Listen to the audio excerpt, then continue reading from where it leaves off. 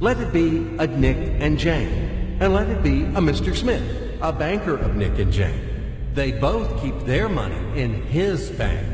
That's why we use the title Mr. Smith with respect. Nick really wants to buy, well, let's say Jane's bicycle, but he has no money. More precisely, he has money, but not enough, only $10, while Jane wants $100 for her precious bicycle. That's a problem. What should Nick do? Well, this bicycle is so desirable. He gives Jane his $10 as a deposit and asks plaintively not to sell the bike to anyone. He says that he will bring the rest of the money soon. At the same time, he runs to his bank, to the respected Mr. Smith, to get a loan for the missing $90. As ill luck, Mr. Smith has no money at this moment, but he knows perfectly about $10, which Nick gave to Jane. And where will Jane bring his money to? That's right.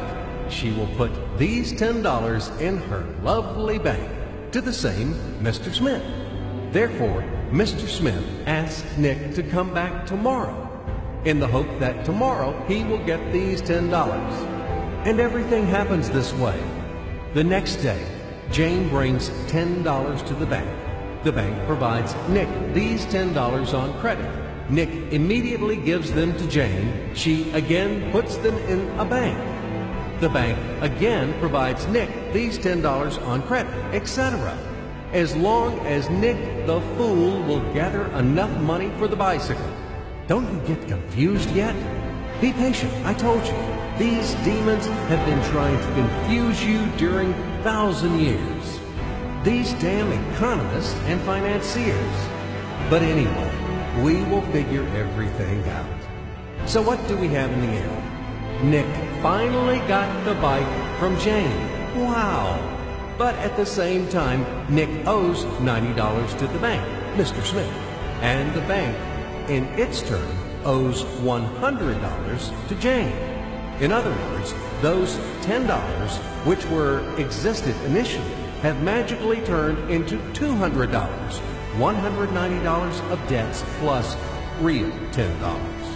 But these $10 would also turn into $1,000, even in a million or a billion, if Nick would make a more expensive purchase. In this case, our $10 would make the increasing number of its cycles, circuits from hands to hands. That's it. So, what happens in today's world? SOS! It appears that banks also make money out of thin air and multiply them. Not only Fed can produce money, but banks either. In short, everybody can do this, except you and me. We are not in the business at this celebration of life. I would like to print or draw some money as well. In fact, these banks multiply money without any control. And we're still wondering why the banker lives better. What are naive fools are we? Now it is clear why.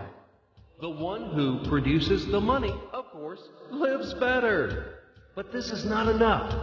From this moment, poor Nick will never be able to repay his debts owed to the bank, no matter how hard he would work.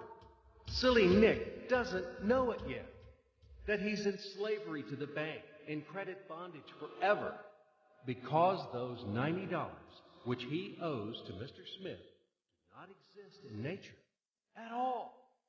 Sly Mr. Smith made his money out of nothing.